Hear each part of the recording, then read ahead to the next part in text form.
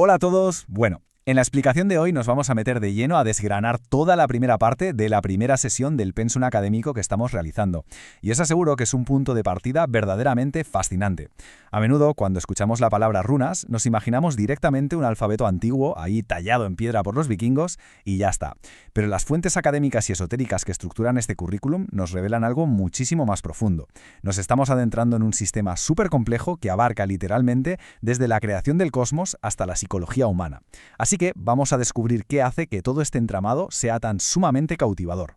Para no perdernos en este océano de información, vamos a seguir una ruta muy clara. Veremos, punto número 1, una introducción a la runosofía, 2, el orden de Uthark, 3, el simbolismo y las fuerzas polares, 4, el yoga rúnico y el Stadagalder, 5, la magia rúnica práctica y cerraremos con el punto 6, el contexto académico moderno.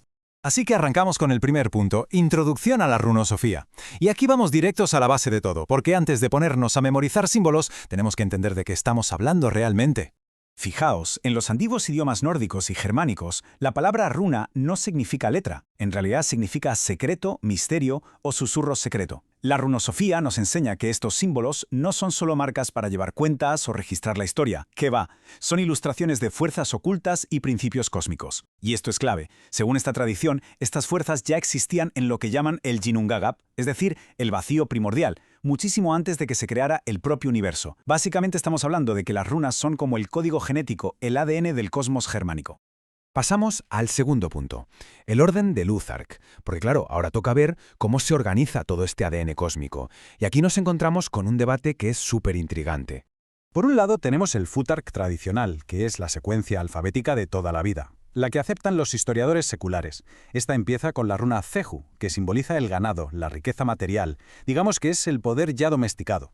Pero, y aquí viene lo interesante, el currículum esotérico que estamos analizando se inclina más por la teoría del Uthark, que propuso el erudito Sigurd Agrell. En este sistema, la primera runa es Ur, que representa el caos puro, incontrolable, el mismísimo útero de la creación. Y si lo pensamos, tiene toda la lógica del mundo. Un sistema esotérico que habla de cómo se creó el universo no debería empezar con vacas y riqueza, ¿verdad? Debería empezar con esa fuerza bruta y salvaje del vacío original. Y resulta fascinante ver cómo se organizan visualmente estas fuerzas. El sistema rúnico se agrupa en 3 familias, que se conocen como Aetir.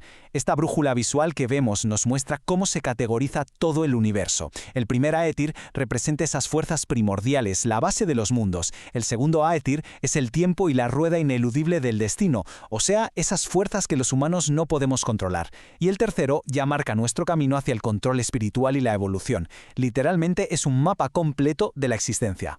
Llegamos al punto 3, simbolismo y fuerzas polares.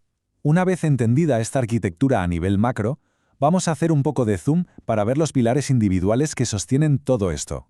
Si ponemos cara a cara estas dos runas, Ceju y Hagalath, vemos uno de los principios absolutos de este currículum. El universo nace cuando chocan fuerzas totalmente opuestas.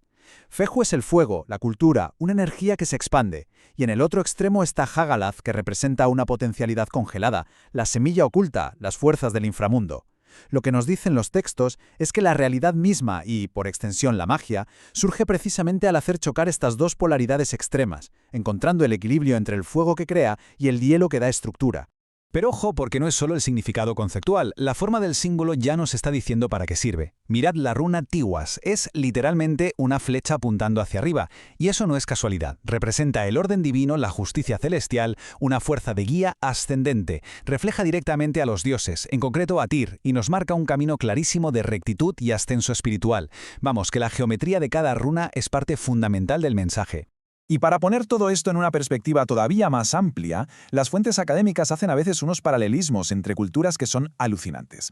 Este diagrama, por ejemplo, mapea la cosmología rúnica, es decir, los 9 mundos de Yggdrasil, sobre una estructura que nos recuerda muchísimo al árbol de la vida de la Cábala, los Sefirot. Y esto nos demuestra que el currículum rúnico no es simplemente un par de cuentos folclóricos aislados, sino un sistema metafísico complejísimo que conecta los reinos espirituales más altos directamente con nosotros, con nuestra experiencia humana. Cuarto punto, yoga rúnico y Stadagalder. Hasta ahora hemos estado mirando hacia las estrellas y el cosmos, pero este análisis nos pide que ahora peguemos un giro y miremos hacia nuestro interior. Vamos a hablar del concepto de Seider. Las fuentes son súper insistentes en esto.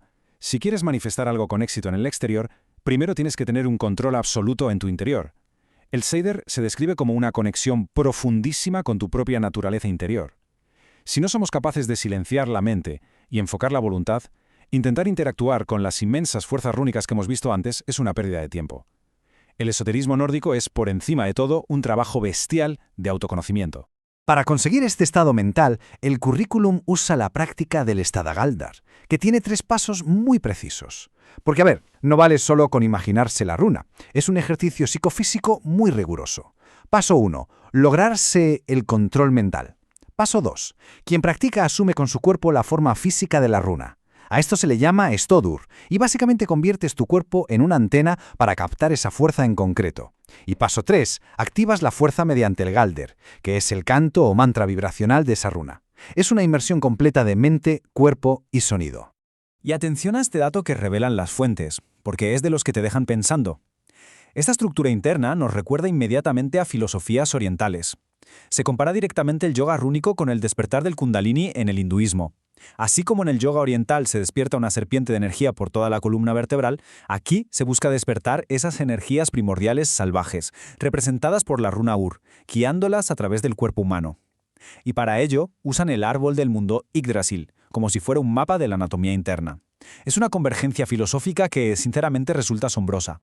Entramos en el punto número 5, la magia rúnica práctica.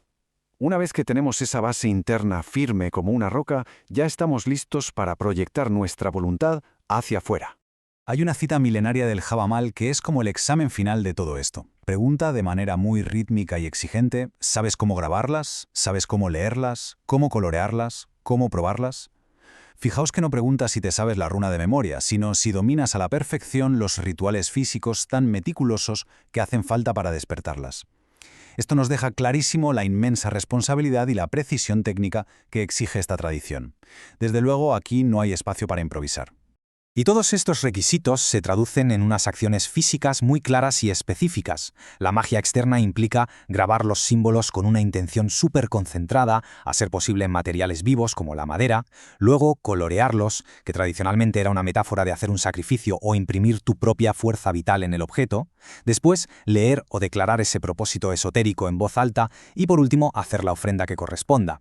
En definitiva, es el proceso de coger esa potencialidad congelada que había en el vacío y dar a luz a esa energía aquí, en nuestra realidad tangible. Y finalmente, el punto 6, el contexto académico moderno.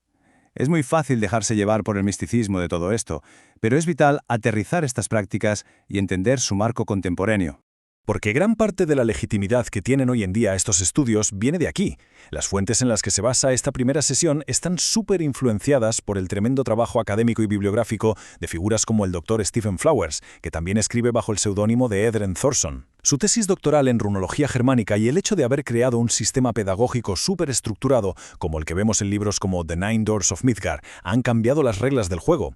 Han convertido lo que podría haber sido puro folclore suelto en un currículum serio, muy exhaustivo y con un rigor metodológico espectacular. Vamos, que este conocimiento no se lo inventó nadie ayer por la tarde, está rescatado y estructurado con un rigor puramente universitario. Y así, al cerrar esta explicación detallada de la primera sesión, nos queda flotando una pregunta inevitable. Después de ver cómo todo nace en el caos del Yin Ungagap, de comprender la enorme precisión física del yoga rúnico y la exigencia brutal de sus ritos externos, ¿podemos de verdad seguir pensando que las runas son solo unas cuantas letras antiguas talladas en un trozo de madera? ¿O acaso estamos frente a un mapa vivo, súper complejo, que nos guía por la evolución psicológica y cósmica del ser humano? Este currículum pone las herramientas sobre la mesa, pero descubrir esa respuesta ya depende de cada uno de nosotros.